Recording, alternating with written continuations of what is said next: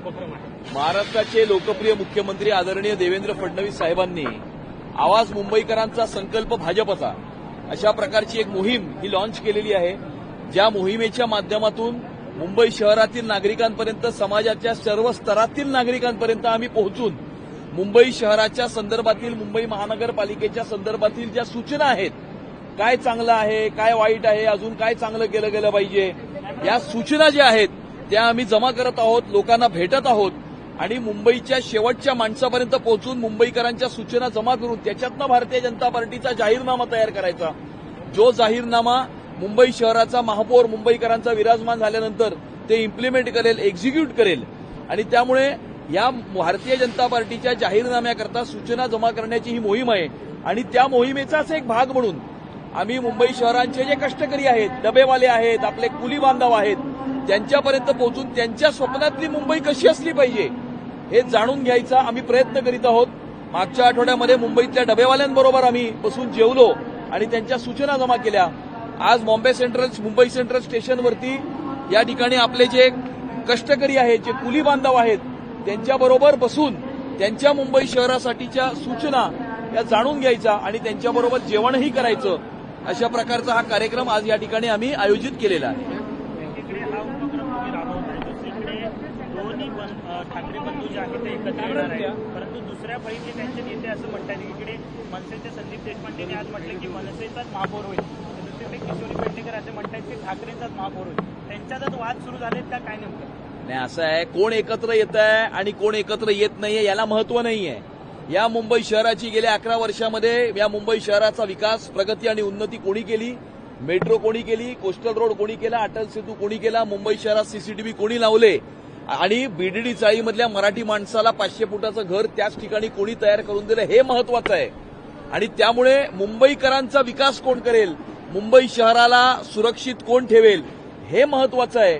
आणि त्यामुळे कोण एकत्र येत आहे, कोण एकत्र येत नाहीये याच्याकडे आम्ही लक्ष देत नाहीये, किंवा कोण महापौर पदाकरता भांडण करतायत याच्याकडेही आम्ही लक्ष देत नाहीये. कारण ज्यांचं उभं आयुष्य हे दर आठवड्याच्या बुधवारच्या स्टँडिंग कमिटीची टक्केवारी मोजण्यामध्ये गेलं ते अशाच प्रकारे भांडतील.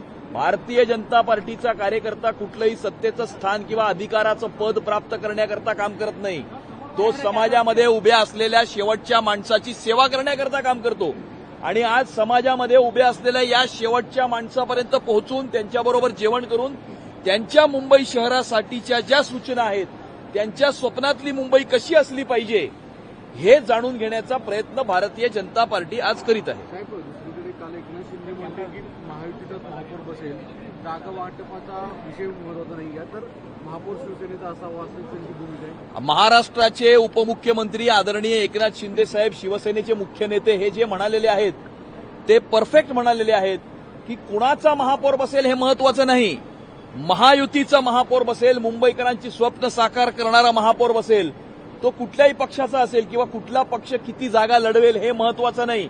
आम्ही महायुती म्हणून या निवडणुकीला सामोरे जाणार आहोत, महायुती म्हणून आम्ही निवडणूक लढणार आहोत आणि महायुतीचा महापौर मुंबईच्या महानगरपालिकेमध्ये विराजमान करण्याचा निर्णय हा मुंबईकरांनी ऑलरेडी केलेला आहे. दुसरीकडे दसरा मेळावाच्या संदर्भामध्ये एक मतमतांतर अशी आहे की दोन्ही शिवसेनेने दसरा मेळाव्याचं आयोजन करण्याच्या ऐवजी तो मेळाव्याचे पैसे हे जे ओला दुष्काळ पडलेला आहे, ओला पाऊस पडलेला आहे, त्यामुळे शेतकऱ्यांना दिला जावा.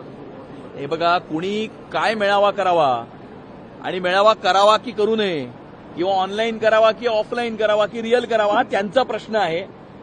ओल्या दुष्काळाला पैसे कोणी द्यावेत, किती द्यावेत, हा त्यांचा प्रश्न आहे. त्याच्यावरती मला भाष्य करण्याची आवश्यकता नाही. पण महाराष्ट्राचं सरकार हे बळीराजाच्या पाठीशी खंबीरपणे उभं आहे आणि त्या बळीराजाच्या खांद्याला खांदा लावून महाराष्ट्राचे मुख्यमंत्री यांनी दौरा करून त्यांचे प्रश्न हे समजून घेतलेले आहेत आणि पूर्णपणे महाराष्ट्राच्या सरकारच्या वतीनं या बळीराजाला मदत करण्याचं काम हे करण्यात येणार आहे आणि होती आहे. महाराष्ट्र काँग्रेसच्या ऑफिशियल ट्विटर हँडलवरून एक फोटो पोस्ट करण्यात आला आहे, ज्यामध्ये भाजपचं ऑफिस आंदोलन करते जाळण्यात असं एक चित्र आहे आणि त्यामध्ये असं लिहिलंय की भाजपनं जनतेचा अंत पाहू नये, लेह लडाखसारखी परिस्थिती देशभरात निर्माण होते. असं आहे, अराजकता पसरवण्याचा प्रयत्न काँग्रेस पक्षातर्फे केला जात आहे.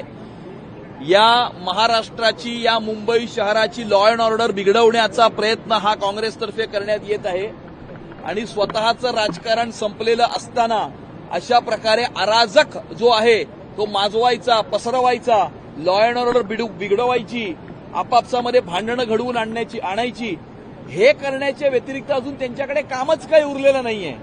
आणि त्यामुळे आज त्यांनी काल जो ट्विट केला, आम्ही दसऱ्याच्या दिवशी मी काय ट्विट करीन याची तुम्ही वाट बघा. अहिल्यानगरमध्ये तणावाची परिस्थिती निर्माण झालेली आहे. सध्या अहिल्यानगरमध्ये तणावाची स्थिती आहे. त्यामुळे एक मुस्लिम धर्मगुरू जे आहे त्यांची रांगोळी जी आहे ती काढण्यात आली आणि त्यामुळे मुस्लिम समाज रस्त्यावरती उतरलेला आहे. रस्ता रोको केला आहे आणि त्यांनी पोलिसांवरती दगडफेक केली आणि त्यामुळे पोलिसांनी लाठीचार्ज केला. नाही, असं आहे की अहिल्यानगरमध्ये काही विषय झाला असेल तो लोकलाइज सब्जेक्ट आहे, त्याची माहिती घेऊन त्याच्यावरती आम्ही भाष्य करू. परंतु कुठल्याही परिस्थितीमध्ये महाराष्ट्राचं सरकार हे महाराष्ट्राची कायदा आणि सुव्यवस्थेची स्थिती बिघडवू देणार नाही, बिघडूही देणार नाही आणि कोणाला बिघडवूही देणार नाही.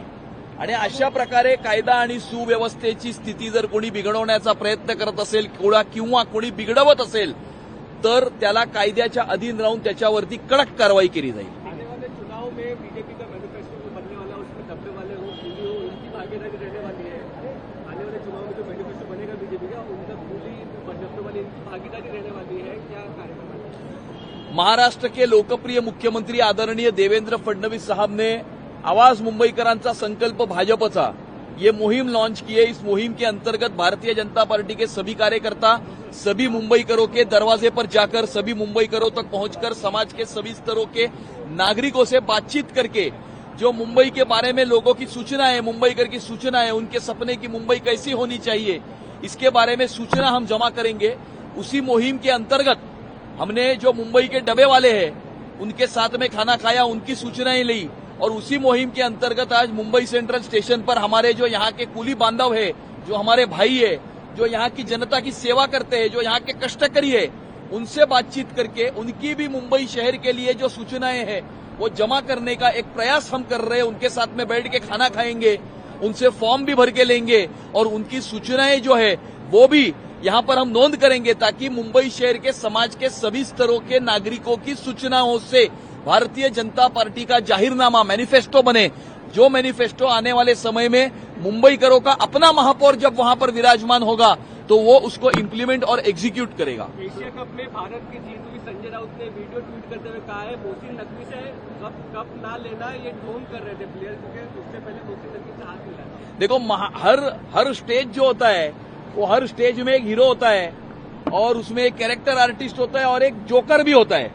तो महाराष्ट्र की राजनीति का जोकर हर रोज क्या कहता है इसके बारे में हर रोज जो है वो प्रतिक्रिया देने की आवश्यकता नहीं है. वो एक टीवी पर आकर लोगों का एंटरटेनमेंट करते हैं.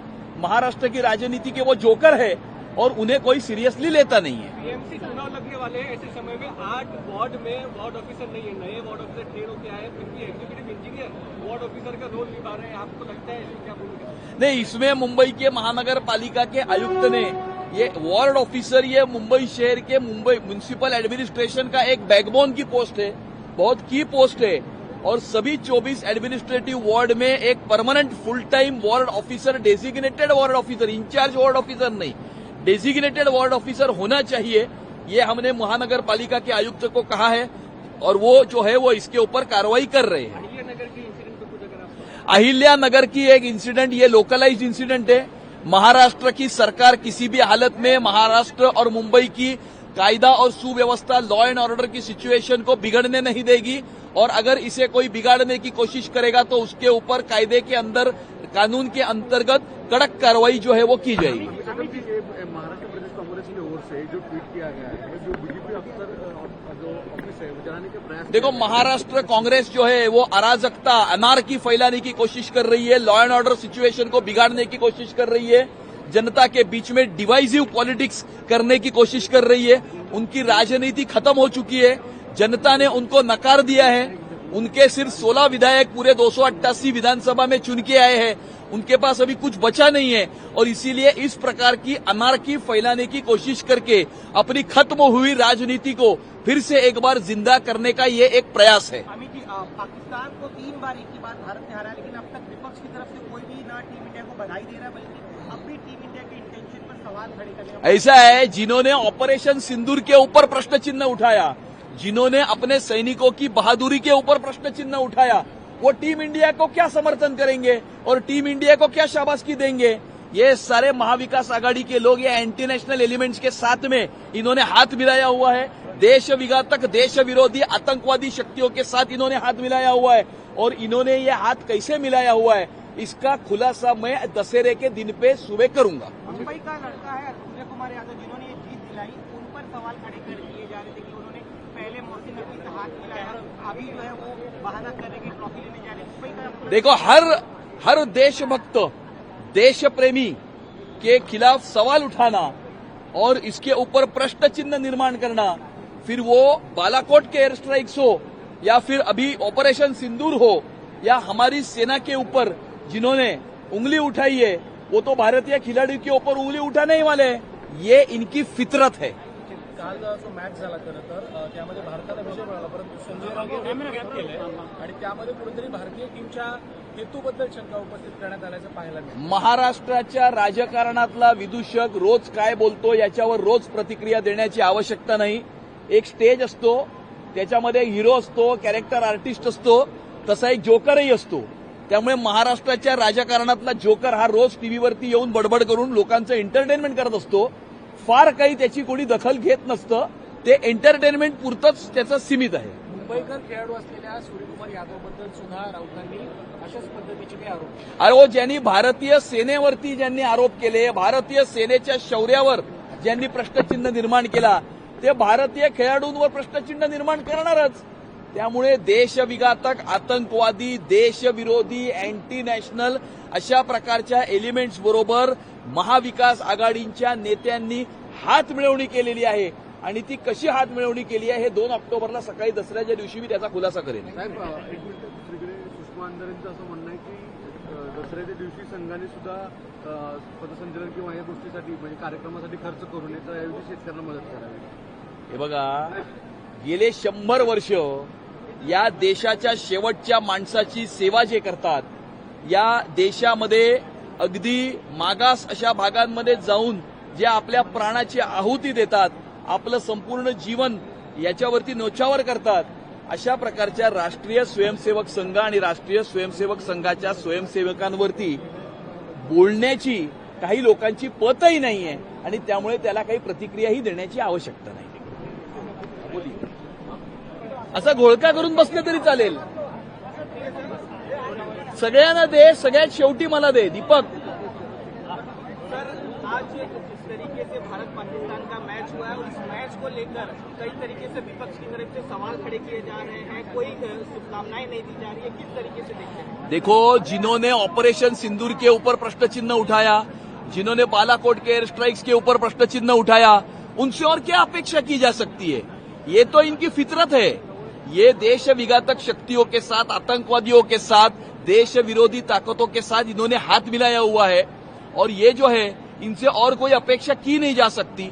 और ये इस प्रकार की अनार्की फैलाने की कोशिश कर रहे, डिवाइसिव पॉलिटिक्स करने की कोशिश कर रहे, अपनी खत्म हुई राजनीति को फिर से एक बार जिंदा करने का इनका ये प्रयास है। पाकिस्तान जिस तरीके से ट्रॉफी देने के बजाय ट्रॉफी चुरा के लेके चले गए, ट्रॉफी नहीं मिली भारत की जीत के बाद एशिया कप को लेकर।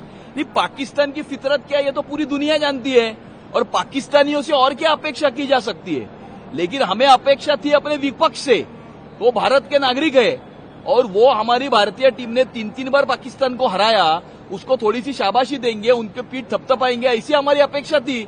लेकिन इन्होंने 140 करोड़ भारतवासियों का अपेक्षा भंग किया है और इनकी जो अपेक्षा थी कि राजनीति को बाजू में रखकर अपने भारत की टीम को जो है शाबाशी देनी चाहिए, इन्होंने इतना भी काम नहीं किया है।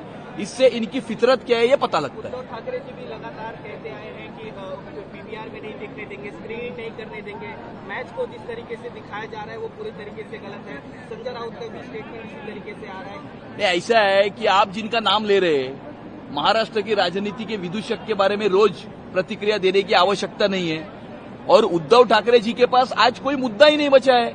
उद्धव ठाकरे जी, उन्होंने 25 साल में मुंबई की महानगर पालिका में मुंबईकरों के लिए क्या किया या मुंबई शहर के लिए क्या किया, इसके बारे में वक्तव्य क्यों नहीं कर रहे? वो इसके बारे में वक्तव्य नहीं करेंगे क्योंकि वहां पर उन्होंने कुछ किया नहीं है। वहां पर खाली उन्होंने हर हफ्ते, हर बुधवार की स्टैंडिंग कमेटी का हिसाब किया है।